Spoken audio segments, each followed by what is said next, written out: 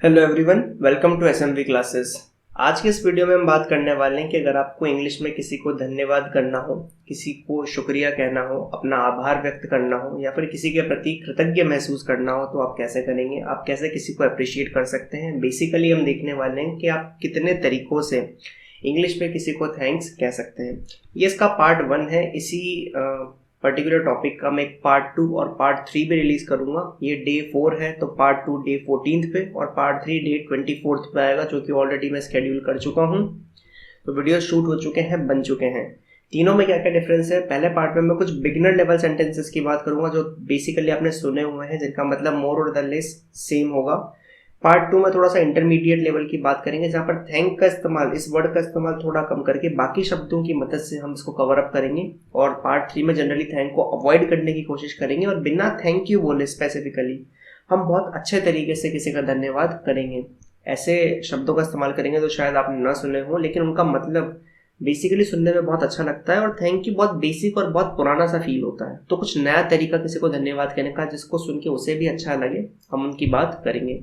तो ये beginner level, इसका मतलब ये नहीं है कि इसमें कुछ वैल्यू नहीं है।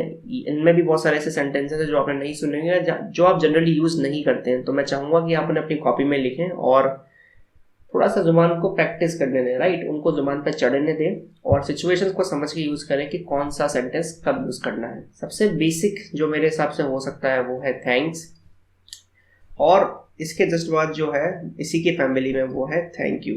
अब दोनों में डिफरेंस क्या होता है मैं बताता हूँ। बहुत जनरल सा माइनर सा डिफरेंस है, नहीं भी आप फॉलो करोगे तो भी कोई दिक्कत नहीं है। दोनों में से एक दूसरे की जगह किसी को भी इस्तेमाल कर सकते हैं। जनरली आप किसी ऑफिस में गए, उस ऑफिस में किसी क्लर्क ने आपका कुछ काम किया जो कि काम करना उसकी ड्यूटी थी, ठीक है, वो उसका कर्तव्य है करना, उसने करके आपको अपनी रिसिप्ट मान लो दे दी। तो रिसिप्ट देखते हुए आपने नैतिकता के रूप में उसे कह दिया थैंक्स, राइट, बिना उसको आई कांटेक्ट किए।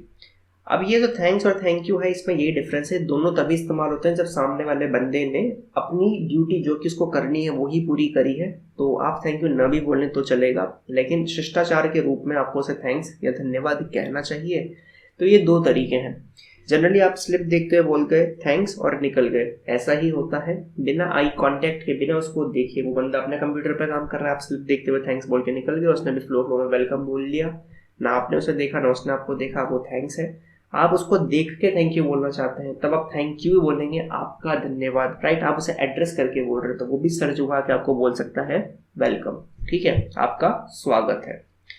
तीसरा जो सेंटेंस आप यूज कर सकते हैं वो अगेन सेम है, मैं तो इसके वेरिएशंस लिख देता हूँ। थैंक्स अ लॉट, ठीक है, बहुत धन्यवाद, कोई थोड़ा ज्यादा बड़ा काम कर दिया। इसके साथ ही आप यूज कर सकते हैं thank you very much, right, आपका बहुत धन्यवाद, अगेन दोनों का सेम मीनिंग है। एंड इसी की फैमिली में एक और वर्ड आता है जो होता है मैनी मैनी थैंक्स, बहुत बहुत धन्यवाद, राइट। ये तीनों वर्ड कब यूज होते हैं, जब किसी ने आपका वो काम किया हो जो उसकी जिम्मेदारी नहीं थी। सपोज आप क्लास में 10 मिनट लेट आए और आपके सब्सटीट्यूट टीचर ने आपके एब्सेंस में उस 10 मिनट तक क्लास को संभाला। आपने आके उसे बोला थैंक्स अ लॉट या फिर थैंक यू वेरी मच या many many thanks. Many many thanks थोड़ा सिचुएशन के हिसाब से ज़्यादा हो जाएगा, लेकिन बहुत बहुत धन्यवाद हम तब कहते हैं जब किसी ने आपका कोई बहुत बड़ा कार्य कर दिया हो, राइट। बाकी अगर आपकी एब्सेंस में काम संभालना, वो काम करना जो उसकी ड्यूटी नहीं थी, उनसे एक्सपेक्टेड था लेकिन उनकी ड्यूटी नहीं थी, ये नहीं कि एक्सपेक्टेड ही नहीं था, तब तो बात ही अलग हो जाती है। वो फिर मैं थोड़ा सा इंटरमीडिएट और प्रो लेवल में बताऊंगा कि वहाँ क्या यूज़ करना होता है। एक्सपेक्टेड है कि आप नहीं आओगे तो आपके एब्सेंस पे कोई संभालेगा, बट कौन संभालेगा आपको पता नहीं है, उसकी जिम्मेदारी नहीं है वो, ठीक है, आपका लेट आना आपकी गलती है, तब आप कह सकते हैं thanks a lot, thank you very much. देखिए मैं जितने भी सेंटेंसेस लिखवा रहा हूँ आज या आने वाले पार्ट्स में, उनका कोई सेंस नहीं है अगर आप इमोशन का इस्तेमाल नहीं करते हैं।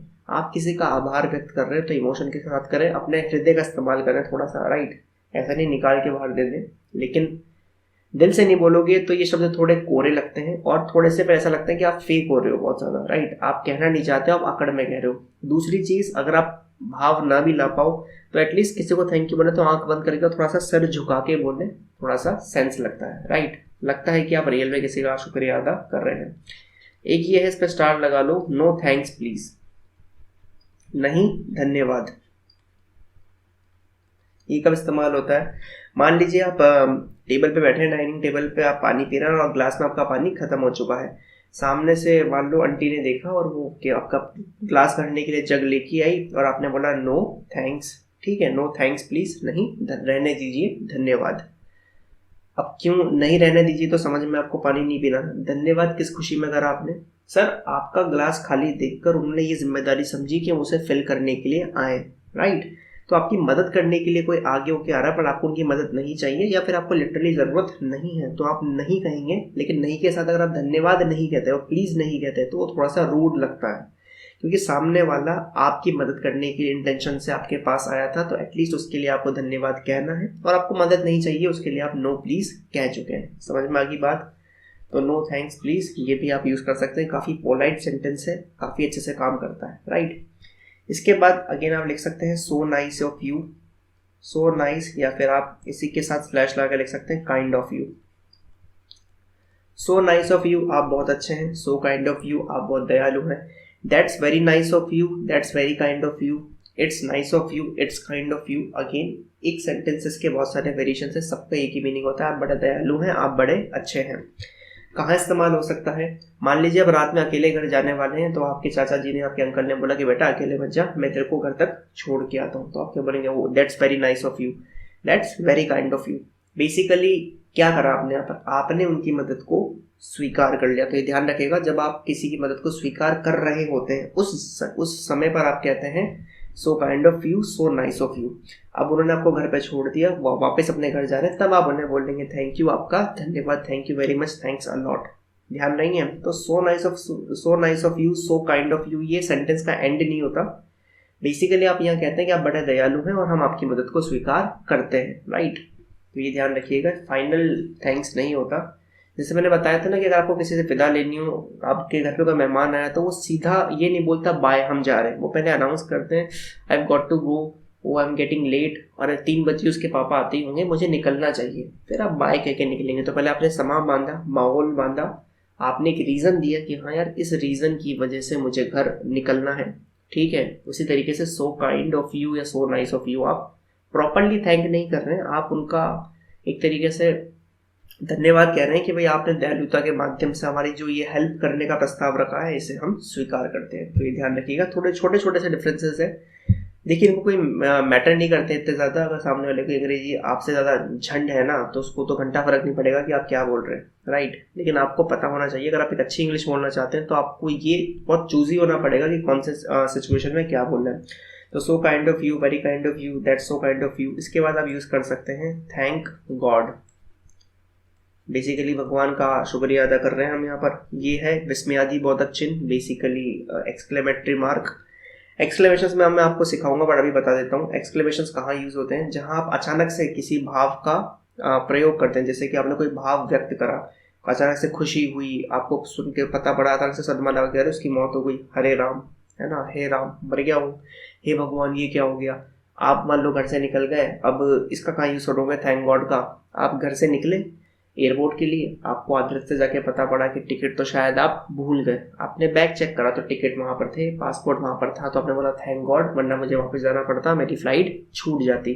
तो आपने अचानक से खुशी का एक तरीके से राहत भरा भाव महसूस किया, इसलिए विस्मयादि बहुत अच्छे ना है। मैं पंचुएशन के ऊपर भी जब एक लेक्चर लूंगा कि भाई पंचुएशन को रीड कैसे करना होता है, कॉमा, फुल स्टॉप, सेमीकोलन वगैरह, तो उस टाइम पर हम थोड़ा डिटेल में बात कर लेंगे, ठीक है। तो थैंक गॉड, भगवान का शुक्रिया अदा हमने कर दिया।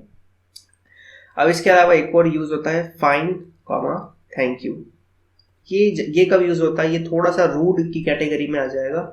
नो थैंक्स प्लीज का थोड़ा रूड वाला वर्जन जो है वो फाइन थैंक यू है। बेसिकली नो थैंक्स में आप मदद के लिए मना करते हैं, फाइन में आपने मदद उसने कर दी, आपने एक्सेप्ट कर ली, बट आप थैंक यू कहना नहीं चाह रहे थे, आपने कह दिया। किसको कहेंगे? ऑब्वियसली आपके सबऑर्डिनेट्स हो गए, नौकर वगैरह हो गए, जिनको आपको थैंक यू बोलने की जरूरत नहीं है उनको।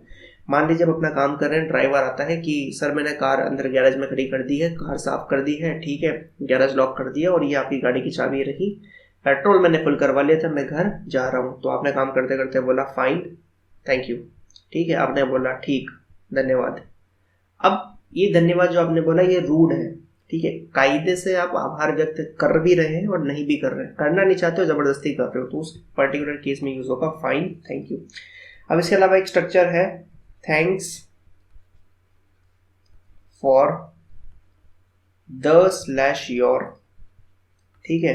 जैसे थैंक्स फॉर, इसके दो सेंटेंसेस बन सकते हैं। मान लो आपने द के साथ बनाना है तो द के साथ हमेशा जनरली नाउन यूज होता है, थैंक्स फॉर द प्रेजेंट या थैंक्स फॉर द गिफ्ट, ये हो गया एक सेंटेंस।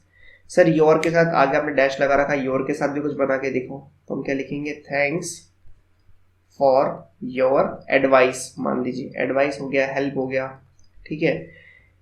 तो thanks for the slash your, ये बेसिकली स्ट्रक्चर्स है। स्ट्रक्चर्स ऐसे याद होते हैं कि हम स्लैश लगा के लिख देते हैं, जैसे इज एम आर हो गया, वॉज वर हो गया, राइट। फिर आपको डिसाइड करना होता है कि आप अगर किसी नाउन का यूज करने वाले हैं, संज्ञा का, तो आप द लगा सकते हैं। किसी की हेल्प, किसी की मदद, किसी के एक्शन का इस्तेमाल करने वाले हैं तो आप योर लगा सकते हैं, राइट।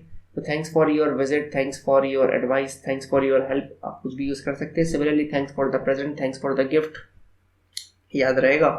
तो आपको किसी का धन्यवाद किसी स्पेसिफिक काम के लिए करना है। अभी तक जितने भी आपने धन्यवाद करे, कहीं पर भी आपने ये मेंशन नहीं करा कि सामने वाले ने आपका काम क्या किया है। अब आपको अगर काम को भी अपने इसमें आभार में व्यक्त करवाना है, तो आपको प्रेजेंट करना है कि हाँ भाई आपने ये काम किया है, इसके लिए मैं धन्यवाद कह रहा हूँ, तो थैंक्स फॉर योर एडवाइस, वो काम भी आप योर के साथ आगे लिख सकते हैं, एक्शन, ठीक है। इसके बाद अगेन एक वर्ड के पीछे बढ़ जाते हैं अपन। मान लो आपको थैंक यू नहीं बोलना, आपको थैंक यू के बदले थोड़ा सा भारी वर्ड चाहिए कि थैंक यू इनफ नहीं है, तो आप कह सकते हैं आई एक्सप्रेस माई ग्रेटिट्यूड। ये जनरली कब यूज होता है, जब आपका किसी ने मदद से बढ़कर कुछ करा हो, बेसिकली एहसान टाइप कुछ कर दिया हो।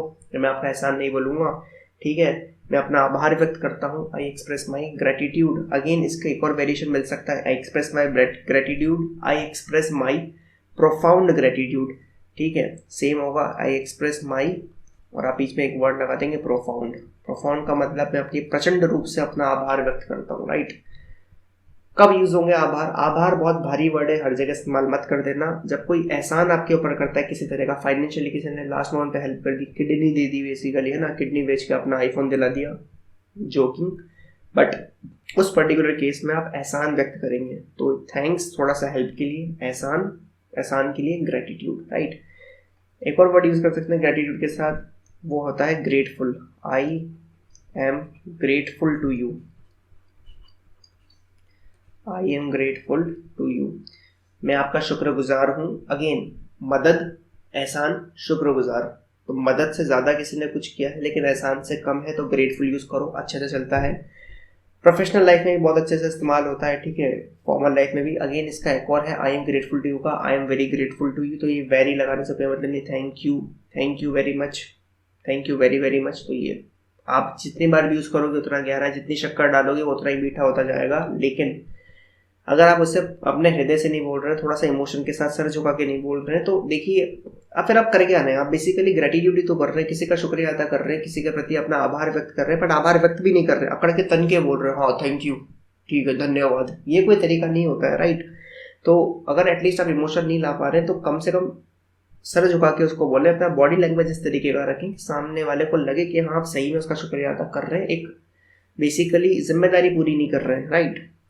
अब एक लास्ट में जाते जाते एक स्ट्रक्चर और बता देता हूँ मैं, जो मैं यूज़ करता हूँ बहुत ज़्यादा। अगेन मैं मजाक में यूज़ करता हूँ, ये बहुत सीरियस स्ट्रक्चर है, पहले मैं लिख देता हूँ क्या है। आई thank you from the core of my heart. अपने हृदय की गहराइयों से मैं आपका धन्यवाद करता हूँ, अपने हृदय की गहराइयों से, अपने दिल की गहराई से मैं आपका आभार व्यक्त करता हूँ, मैं आपका आभारी हूँ अपने हृदय की गहराइयों से, कुछ भी बोल सकते हो। आई thank you from the core of my heart. इस पूरे स्ट्रक्चर में जो सबसे भारी सेंटेंस है वो यही है जो येलो कलर में मैंने लास्ट में लिखा है। अगेन मैं बता रहा हूँ, बिना इमोशन के बोलोगे तो ये उतना ही फेक लगता है, और इमोशन के साथ बोलोगे तो बहुत पावरफुल भी है, राइट। कि मैं अपने हृदय की गहराइयों से आपका धन्यवाद करना चाहता हूँ। जनरली कोई करता नहीं है, इसलिए मैं कहूँगा कि अगर आपके पास इमोशन प्रॉपर नहीं है तो मत यूज़ करना, बहुत भारी है इसको। लेकिन लिखवाया क्यों है, इसको मजाक में यूज़ किया जा सकता है। देखिए किसी भी भाषा को सीखने का मतलब यही होता है कि आप हर तरह की सिचुएशन में भाषा बोल सके, गुस्से में, दुख में, प्यार में, ठीक है। किसी का मजाक भी कर सके, स्लैंग दो चार गालियाँ चिपकानी है तो वो भी कर सके, आनी चाहिए ऑब्वियसली, इंग्लिश में भी गालियाँ देनी आनी चाहिए, ठीक है। लोग बुरा भी नहीं मानते आजकल, उन्हीं गालियों को हिंदी में बोलो तो भाई सब केस हो जाते हैं, ठीक है। ये इंडिया है, थोड़ी सी हिपोक्रेसी लगती है मुझे इस जगह पर, बट जिन गालियों को आप इंग्लिश में देते हैं बेसिकली उनका कभी हिंदी में नहीं सर्च करना, बहुत गंदा निकलता है, राइट। तो स्लैंग भी हो सकती है, तो हम कैसे यूज़ करते हैं, जैसे कि मान लो कोई आपके 3 मित्र आप साथ में बैठे हैं, तो 2 मिलके किसी एक की बेइज्जती कर रहे हैं, जो कि ऑब्वियसली हमारा जन्मसिद्ध अधिकार है, करनी चाहिए, तुम्हें भी करनी चाहिए, राइट। बड़ा सुख की प्राप्ति होती है उसमें, we get satisfaction out of it. तो मान लीजिए हम दोनों ने मिलकर तीसरे की बेइज्जती करी, जो कि हमेशा होता ही उसी की होती है, बेचारा वो रोने बैठ गया, ठीक है, ही गॉट हर्ट, तो हम क्या बोलेंगे, oh don't get hurt, from the bottom of our heart we are sorry. हमने बोला कि हम हमारे हृदय की गहराइयों से सॉरी बोलते हैं, ठीक है। तुम्हें क्या लगा मैं ऐसा बोलूंगा? कतई नहीं, मैं बल्कि क्या बोलूंगा, रूस के बैठा हुआ है और रूस ले, हमें घंटा फर्क नहीं पड़ता।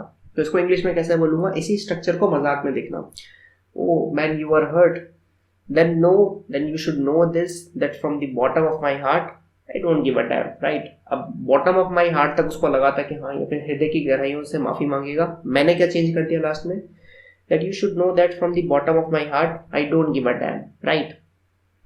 I don't give a damn का मतलब मुझे अपने हृदय की गहराइयों से मुझे घंटा फर्क नहीं पड़ता, रूस के बैठा रहे, ठीक है, हम जा रहे पेटिस खाने, मत आना साथ में। तो मजाक के रूप में भी आप चीज़ों का इस्तेमाल कर सकते हैं और थोड़ा सा लाइट वे में भी यूज़ कर सकते हैं। तो अगेन ये सब स्ट्रक्चर्स से बिगिनर्स लेवल में है, आप किसी का थैंक यू कहना चाहते हैं। फिर देखिए इंटरमीडिएट लेवल पे थोड़ा सा हम वर्ड यूज़ करेंगे ऑब्लाइज। ऑब्लाइज का मतलब होता है आभारी, राइट। पॉलिटिक्स में बहुत ज़्यादा यूज़ होता है ये वर्ड, तो आगे देखेंगे। फिर मान लीजिए एक्सपर्ट लेवल है, तो उसका भी मैं एक सेंटेंस बताता हूँ, जैसे कि you got my back, I don't have words to describe what you have done for me, है ना, मेरे पास शब्द नहीं। अब बेसिकली आप थैंक यू नहीं कह रहे हैं, बट आप थैंक यू से कितना गहरा वाक्य कह रहे हैं कि भाई मेरे पास शब्द नहीं है, तुमने जो मेरी हेल्प करी इस मोमेंट पे। यू गॉट माई बैक, तुमने मेरी पीठ देखी, तुमने मेरे को बचाया, समझ में आया। तो ये कुछ तरह के सेंटेंसेस होते हैं जो आप एक्सपर्ट लेवल पे यूज कर सकते हैं। थैंक यू नहीं बोल रहे हो पर उससे बढ़कर कुछ कह रहे हो जो सुनने में बहुत अच्छा लगता है। तो मेरे हिसाब से आपको ये लेक्चर समझ में आया होगा। पार्ट 2 14th डे पर और पार्ट 3 24 डे पे आएगा। अपने दोस्तों के साथ वीडियो को शेयर जरूर करें और पसंद आया ना तो लाइक सब्सक्राइब जरूर करा करो। लाइक नहीं करोगे तो मुझे मोटिवेशन नहीं मिलेगा आगे वीडियो बनाने का, ठीक है। और सब्सक्राइब नहीं करोगे तो फिर अपनी फैमिली बड़ी कैसे होगी। तो इनकी प्रैक्टिस कहाँ करनी है, ग्रुप डिस्कशन में। आने वाले कुछ वीडियोस में मैं ग्रुप डिस्कशन की बात भी करूंगा, टॉपिक्स दिया करूंगा, ठीक है। अगर आप हमारी लाइव क्लास ज्वाइन करना चाहते हैं तो नीचे नंबर दिया गया है, कॉल या व्हाट्सएप जरूर करें। अगर कॉल नहीं उठाते हैं तो आपको व्हाट्सएप पे रिप्लाई जरूर देंगे हम, राइट। तो जो लोग हमारी लाइव क्लासेस में हैं या ऑफलाइन में हैं उनका तो ग्रुप डिस्कशन बड़े आराम से होता है आमने सामने बैठ के। लेकिन अगर आप अकेले हैं यूट्यूब पे इस कोर्स को फॉलो कर रहे हैं तो आप जीडी कैसे करेंगे, अपनी कम्युनिटी बनाए 3-4 दोस्तों की। तो मैं जीडी वाले वीडियो में इस पर डिटेल में चर्चा करूंगा कि आपको क्या स्टेप्स फॉलो करने हैं, क्या वो तरीके हैं जिनसे आप इंग्लिश सुधार सकते हैं। और मुझे कुछ लोगों ने पर्सनली भी पूछा था कि भाई कुछ बुक्स के नाम बताइए जो हम फॉलो कर सकते हैं, बेसिकली साथ साथ कुछ पढ़ने के लिए चाहिए। तो मैं देखो, मैं वैसे तो मैं सजेस्ट नहीं करता स्पोकन के लिए कोई बुक यूज़ करो, बट स्टिल मैं कुछ बुक सजेस्ट करूंगा और उनके लिंक भी दे दूंगा। अगर आपको मार्केट में मिल जाती है तो वेल एंड गुड, नहीं मिलती है तो आप ऑनलाइन खरीद सकते हैं। एक बुक से ज़्यादा ना खरीदो, ठीक है। और बिगिनर, एक्सपर्ट और इंटरमीडिएट लेवल में तीनों के हिसाब से बुक्स बताऊंगा कि आप कौन सी बुक फॉलो करनी चाहिए, राइट। तो इस वीडियो को अंत तक देखने के लिए आप लोगों का धन्यवाद। जय हिंद, वंदे मातरम।